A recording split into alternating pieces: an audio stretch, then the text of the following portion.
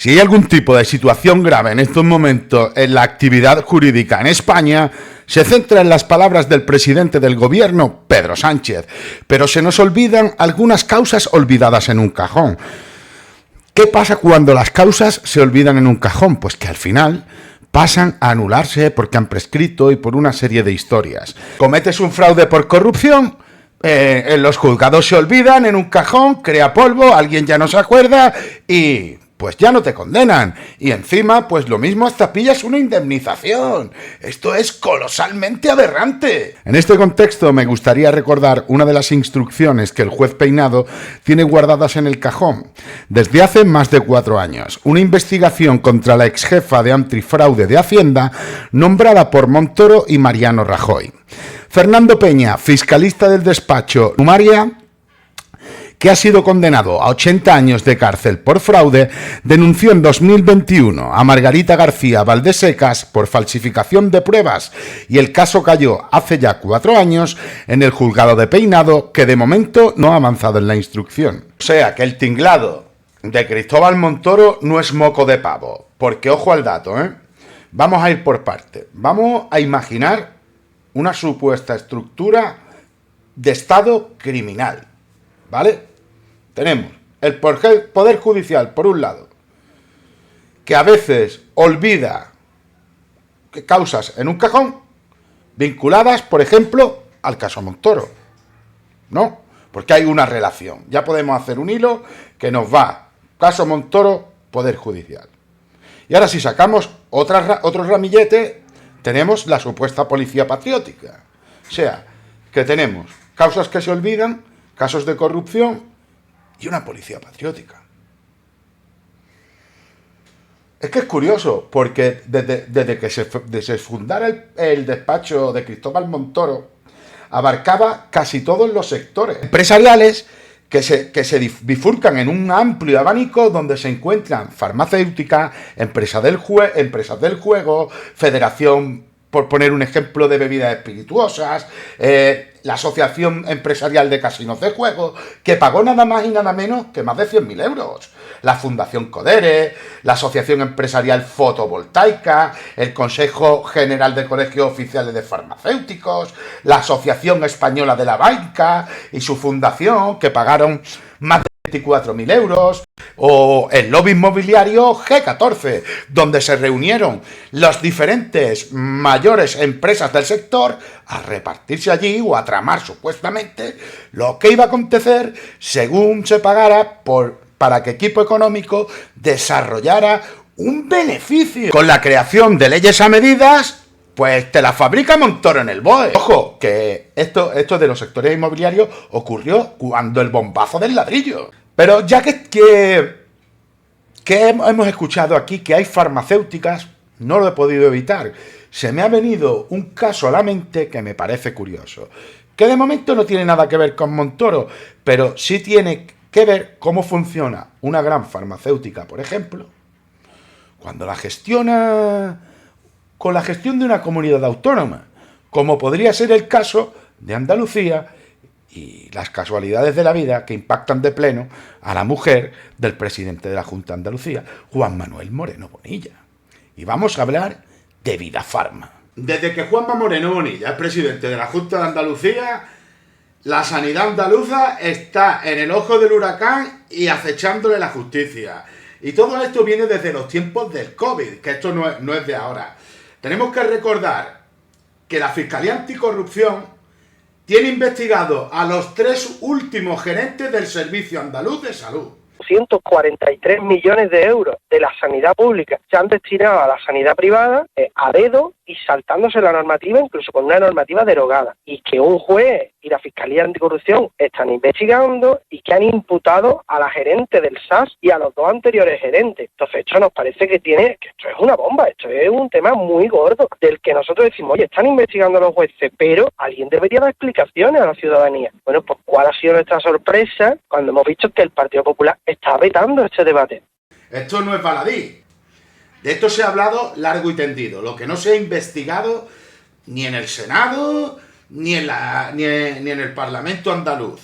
Si esto pasa en territorio de izquierda, ya estaría el Senado con 37 comisiones abiertas.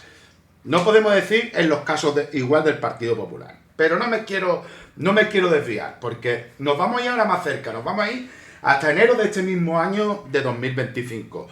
Y volvió a estallar un nombre, la cooperativa farmacéutica Vidafarma, ligada a la Junta de Andalucía. ¿Por qué digo ligada? Porque hay un alto cargo de esta empresa con el cual trabaja Manuela Villena López, que es esposa del presidente de la Junta de Andalucía, Juan Manuel Moreno Bonilla. ¿Vale? Hasta ahí todo correcto. Pero es que los contratos que se firman por parte de la Junta de Andalucía con esta cooperativa son por vía urgente.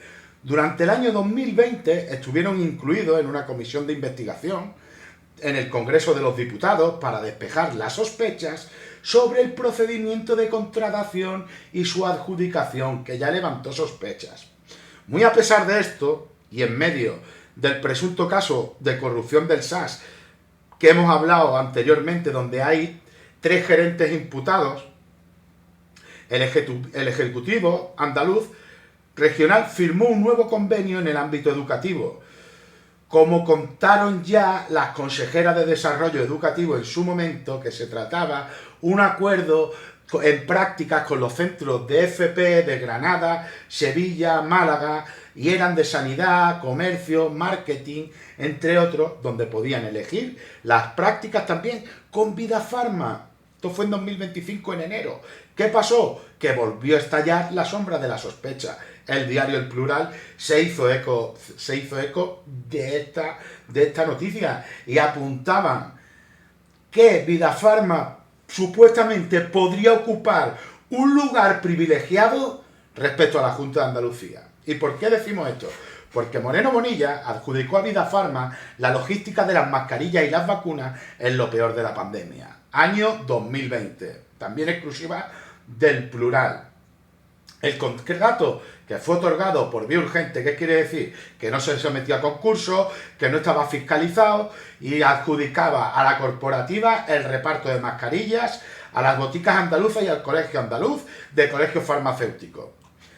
Pese que desde la corporación en la que trabaja la mujer del líder del Ejecutivo Regional, defendieron al Plural que desempeñarían esa labor sin contraprestación económica alguno. El posible trato de favor a Vidafarma puso en jaque a Moreno Bonilla.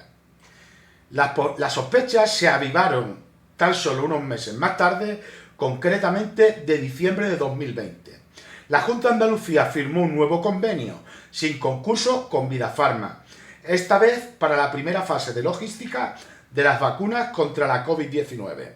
La empresa en la que trabaja Villena López sería la encargada de gestionar el almacenamiento, custodia y transporte de las primeras dosis de la vacuna en Andalucía. Desde Vidafarma aseguraron, una vez más, que la tarea se realizó de forma gratuita y desinteresada, pues según Vidafarma fue un favor y lo hicieron pues por el pueblo. Entonces, la versión respetable que aporta Vidafarma. Aquí no estamos jugando a Vidafarma. Aquí estamos analizando hechos, noticias y casuísticas y dando nuestra opinión, que a mí me parece bastante raro. Me gustaría saber vuestra opinión. No sé si es que yo veo esto bastante sospechoso. Muy raro, ¿no? Porque para raro, ojo, a lo que nos cuenta Antonio Maestre, no nos cuenta, nos contaba, esto es hemeroteca, ¿no? De la hermana también de Juan Manuel Moreno Bonilla. Hermana de Juan Manuel Moreno Bonilla. Se sacó una plaza en el Consejo de Danza Algeprícez de Málaga con 39.20 puntos sobre 50, cuando una señora que se llama Esperanza Utrera sacó 49 puntos sobre 50. Y le dieron la plaza a la hermana de Juanma Moreno Bonilla. La afectada denunció y dijo el fiscal que se admite cierta discrecionalidad. Es decir, se admite el enchufe. Puesto en un papel, en una sentencia, se admite porque, bueno, como admite cierta discrecionalidad, la discrecionalidad es, y la dijo él, es que bueno, que era más apta para la plaza la persona que había sacado 39 sobre 50 que la que había sacado 49 sobre 50. Es decir, que hay derechos para unos y hay delitos para otros. Y esto es así. Pero se investiga la de Pedro Sánchez, la hermana de Pedro Sánchez, que me parece bien si es así. ¿Pero qué hizo Isabel Ayuso con Toni Cantó en la Oficina para el Español? ¿Qué hizo Esperanza Aguirre con Santiago Abascal en la Fundación para el Patrocinio y Mecenazgo? ¿No les creó una institución en una plaza ad hoc? Y eso no se iba a investigar y es público. Fíjate tú que dicen que las comparaciones son odiosas. Son odiosas muchas veces porque plasman la realidad más pura de la doble vara de medir o de la ley del embudo que tenemos, a los que nos gusta la política ya, sobradamente conocida. O sea, sí. Que aquí no ha venido Manos Limpias ni Hazte Oír ninguna asociación a presentar una querella por estos casos. Por el caso de que la mujer de Moreno Bonilla trabaja en una empresa que tiene contratos por metodología de urgencia o por otros, y trabaja allí la señora esposa con un alto cargo de Vidafarma, ¿no? Supuestamente.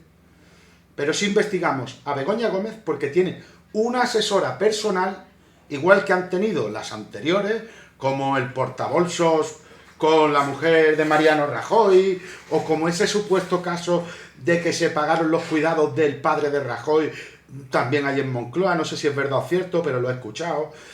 Supuestos, porque estos supuestos no se investigan. O sea, si el presidente de la Junta de Andalucía, o si Pedro Sánchez y la mujer de Pedro Sánchez trabajaran en una farmacéutica y el gobierno de España tuviera esta misma situación, ¿cuántos juicios y cuántos paseillos a los juzgados tendríamos? ¿Cuántos telediarios se abrirían con esta información? Porque no te lo pierdas. Yo que vivo en Andalucía, si tú pones el Canal Sur, estarás informado. Pero vamos, ni en Cataluña sabrás también de la amnistía. Estarás informado sobre todo de la actualidad de Pedro Sánchez, de Santos Cerdán, de la amnistía en Cataluña. No te van a informar del desastre colosal de la sanidad pública, ni de las mareas blancas, ni de los vecinos protestando porque nos invaden los pisos turísticos, el enchufismo. No, de esto no se habla, porque yo no sé en vuestros territorios, pero en el mío reina lo que venimos llamando como el enchufismo laboral. Y este es otro tema que me va a dar para otro vídeo, que ya hablaré yo en profundidad, de cómo funcionan los votos. ¿Ustedes imagináis poblaciones donde grandes familias voten a un partido porque, oh casualidad, luego más tarde están contratadas en las empresas que dan servicios públicos, como podría llamarse la limpieza del municipio? ¿No os parece raro y sospechoso?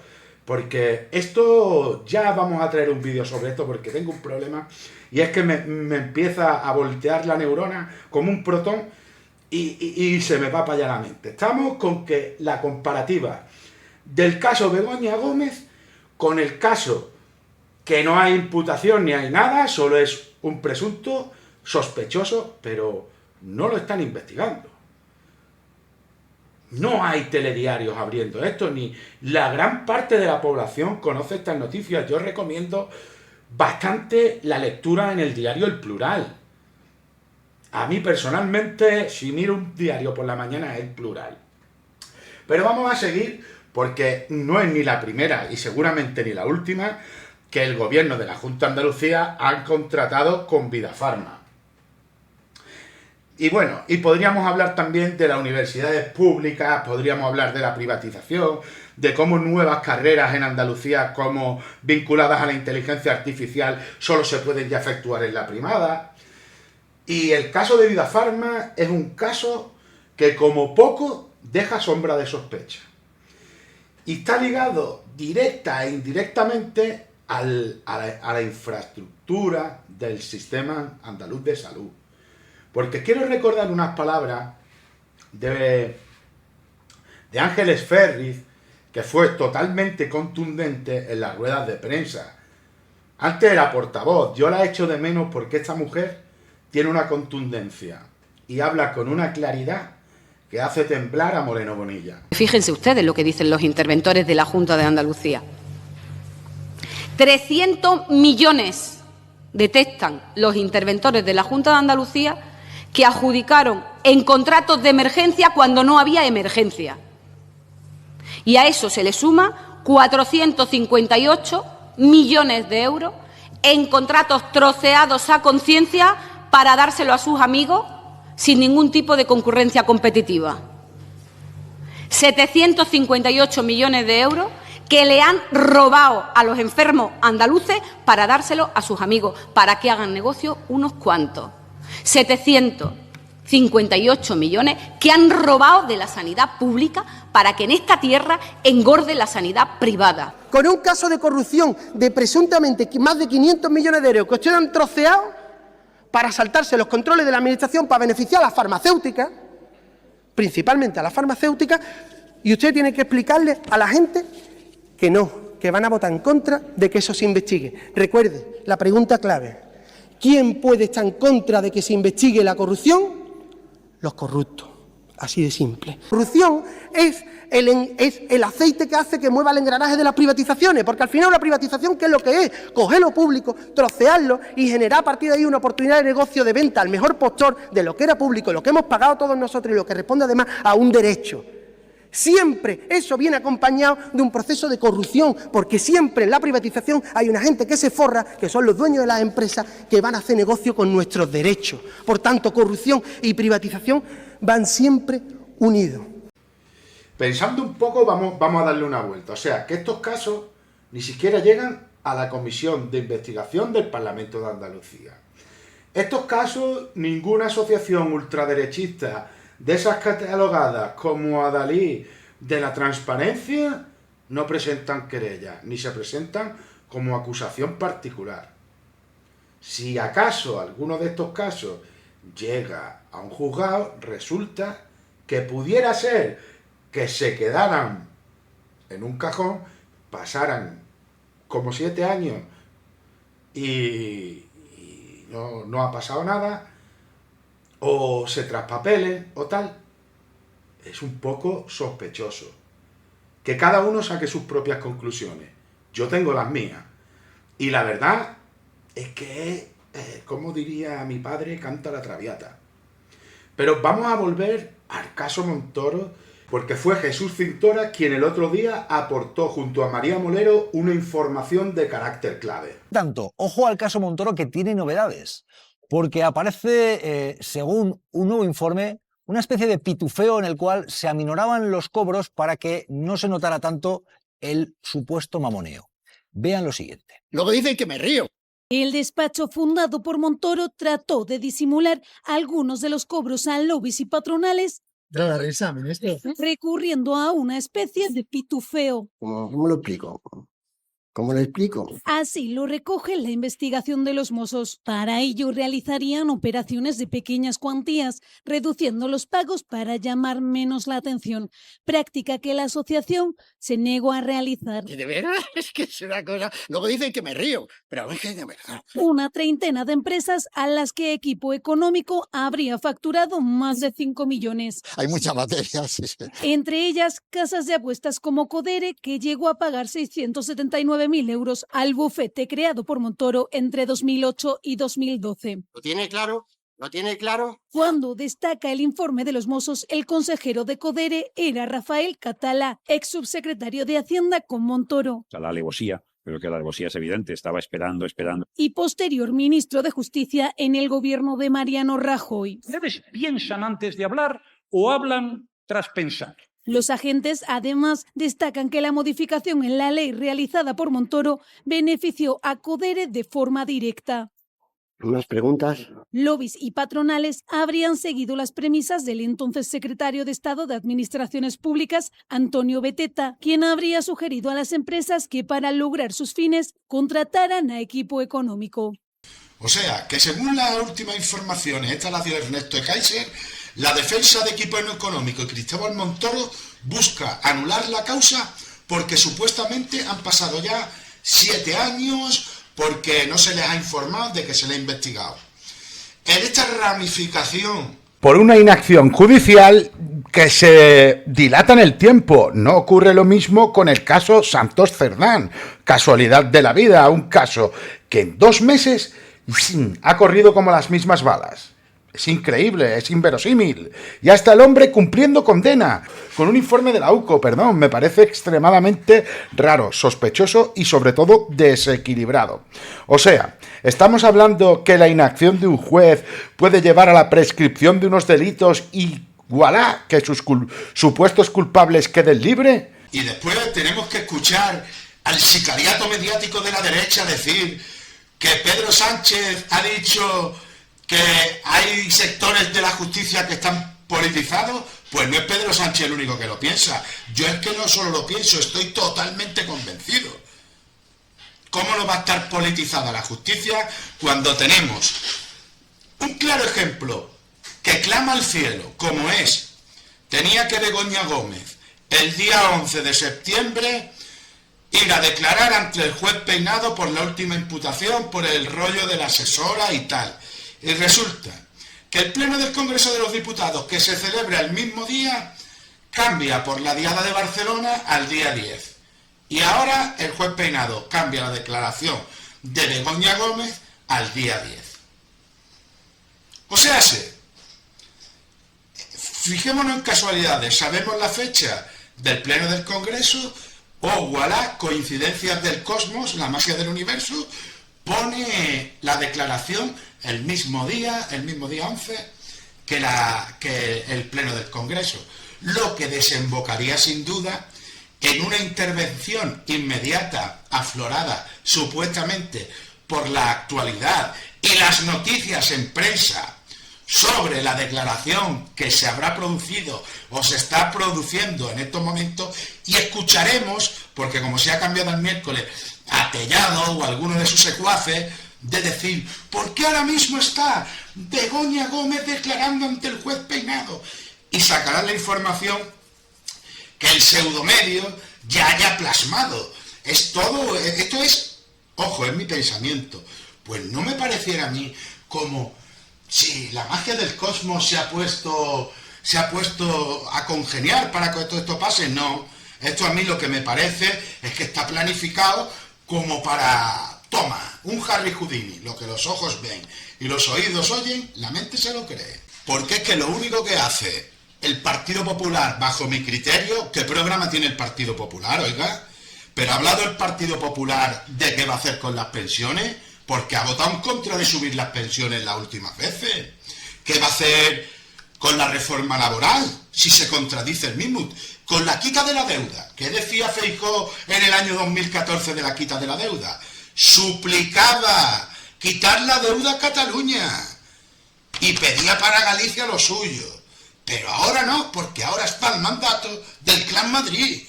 Es evidente. ¿Tú vas a decir algo en contra de Ayuso? Pero si has puesto a los jueces de los que tanto habla, has puesto a Ayuso por delante. Y encima sales ante los medios de comunicación a hacerle creer a los españoles que lo has hecho por España. Por favor y por la Santa Virgen de la Moreneta, no lo has hecho por España, lo has hecho por un puro interés partidista. Por eso no has acudido a un acto institucional y se has acudido al inicio de curso de la presidenta de la Comunidad de Madrid, con la que habéis preparado durante los incendios, con la que tenéis preparado con Mañueco en Castilla y León. Pero estáis como para gobernar España. Pues lo único que podéis hacer cuando gobernáis España, se lo podréis decir a los españoles. ¿Qué va a pasar con el ingreso mínimo vital para la gente que necesita comer y no tiene un puesto de trabajo, padre de familia? Porque esos no son esos que vais a hacer con los inmigrantes, que ya lo estáis diciendo. No da vergüenza. No da vergüenza no darse cuenta que un inmigrante no es más que otro ser humano que necesita aire para respirar, agua para no tener sed y comida para comer. ¿No ves que es igual que tú, aunque su piel sea diferente? ¿No ves que los delincuentes que roban a mano llena son estos que están desfalcando el dinero público y vaciando las arcas públicas? No son los inmigrantes. ¿Qué queremos? ¿El modelo sanitario americano? ¿Cúrate de las enfermedades que te puedas pagar? Esa es la propuesta para España, porque a mí me gustaría saber si queréis quitar los impuestos y vuestro modelo es el americano Trump, ¿qué vais a hacer con la sanidad? Porque creo yo que un gobierno que defiende a sus ciudadanos y mira con ellos actúa como un padre de familia. ¿Y qué hace un padre con un hijo cuando la vida le va mal? Ayudarlo. ¿Eso es ser rojo? Pues viva el ser rojo. Si eso es ser rojo, si ser rojo es defender los derechos de las personas ante la mafia, el compadreo, el enchufismo y vamos a llenar los bolsillos a costa de otro para echarle la culpa al más débil, yo eso no es que no lo comparta, lo detesto en profundidad. Yo, de verdad, que creo que la gente tiene muy mala memoria y necesitamos reflexionar. Pienso que muchos de esos votantes que ahora fervientemente claman a la derecha y a la ultraderecha son los mismos que van a salir a la calle a decir aquí qué está pasando, que nos han engañado, nos han timado. Pero ¿no veis lo que está pasando en Argentina? Santo Dios mío. ¿No veis a los votantes de Javier Milei arrepentidos? Han robado a los pensionistas, a los discapacitados. Se están llevando comisiones, están atracando la hermana y el presidente argentino. Y aquí en Europa defienden el modelo. Madre mía, pero ¿qué estáis defendiendo? ¿Qué se está defendiendo en este mundo? Un genocidio en Gaza arrasando con miles de criaturas inocentes para quedarse con un trozo de tierra. Por favor, he visto a detener gente por protestas en la Vuelta Ciclista, pero no he visto detenciones en Torre Pacheco cuando le pegaban una paliza entre centenares de personas a un joven porque pensaban que era inmigrante en presencia policial y hubo 0 detenidos en ese momento. Si ha habido algún detenido, que lo desconozco, ha sido posterior, por imágenes y por el eco que, gracias a Dios, han dado, sobre todo los periodistas de Radio Televisión Española, como Javier Ruiz, Silvia Inchaurrondo, Jesús Cintora. Por eso atacan a Radio Televisión Española. ¿Por qué atacan a Radio Televisión Española? Porque no son serviles. Y claro está, ¿qué ha pasado en el programa ejemplar Mañaneros 360 durante el caso Cerdán? Lo que lo seguimos y lo vemos, lo sabemos. Han estado todas las semanas con el caso dándole cobertura. La gente sorprendida. ¿Por qué en otras cadenas no están hablando del caso Montoro? No están hablando de estos casos. Y por eso quieren derribar a Radio Televisión Española y quieren destruirla y destruir a las personas con las que no pueden ellos juntar. Ellos no pueden untar a Javier Ruiz, no pueden untar a Cintora, no pueden untar a Fortes, no pueden untar a Inchaurrondo. Y entonces son molestos porque cuentan la realidad a su audiencia. Muchísimas gracias, feliz domingo, familia, y un fuerte abrazo.